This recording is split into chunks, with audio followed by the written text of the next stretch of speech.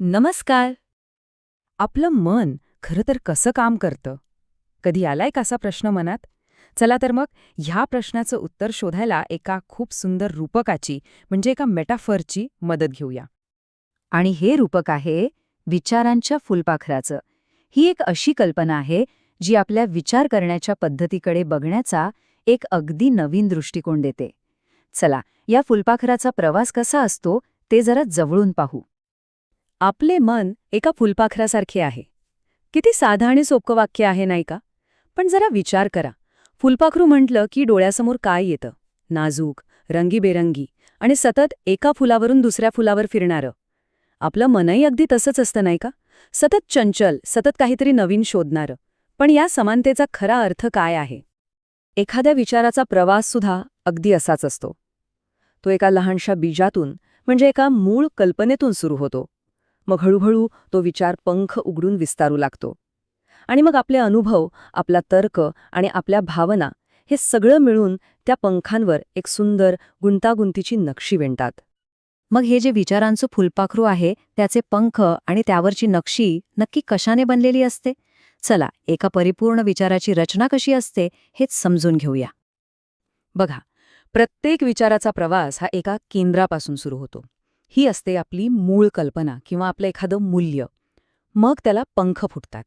आणि हे पंख बनलेले असतात आपल्या भावना, अनुभव आणि आपल्या तर्कातून.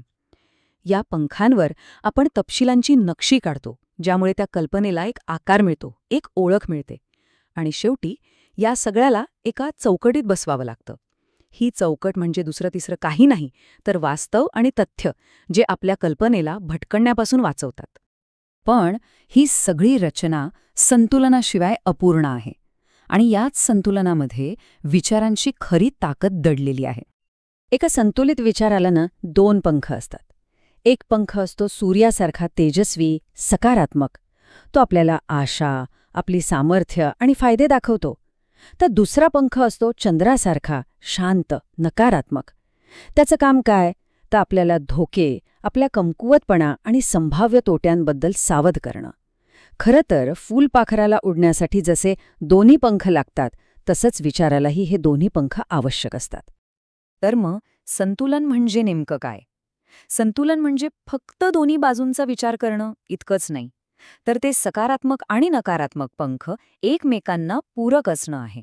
म्हणजे आशा असली तरी वास्तवाचं भान ठेवणं आणि धोके ओळखले तरी पुढे जाण्याची उमेद न सोडणं.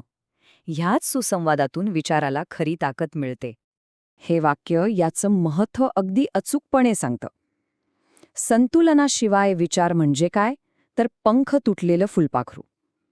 विचार करा, एखादी कल्पना जी फक्त सकारात्मक आहे, पण त्यात धोक्यांचा विचारच केलेला नाही, ती जमिनीवर आपटेलच.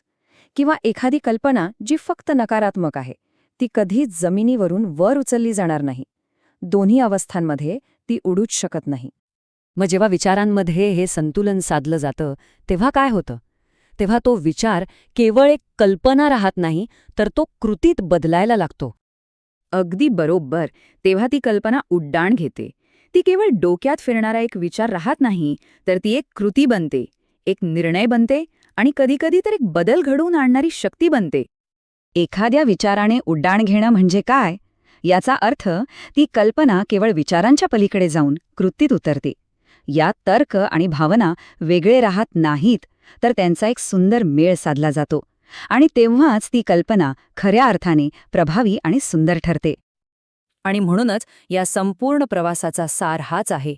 आपल्या विचारांमधला सूर्य आणि चंद्र म्हणजे सकारात्मक आणि नकारात्मक या दोन्ही बाजू ओळखा, त्यांच्यात संतुलन साधा आणि मगच आपल्या विचारांच्या फुलपाखराला उंच उडण्याची संधी द्या.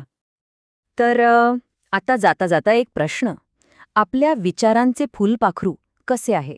त्याचे दोन्ही पंख संतुलित आहेत का? जरा विचार करा. पुन्हा भेटूया एका नवीन विचारासोबत. नमस्कार.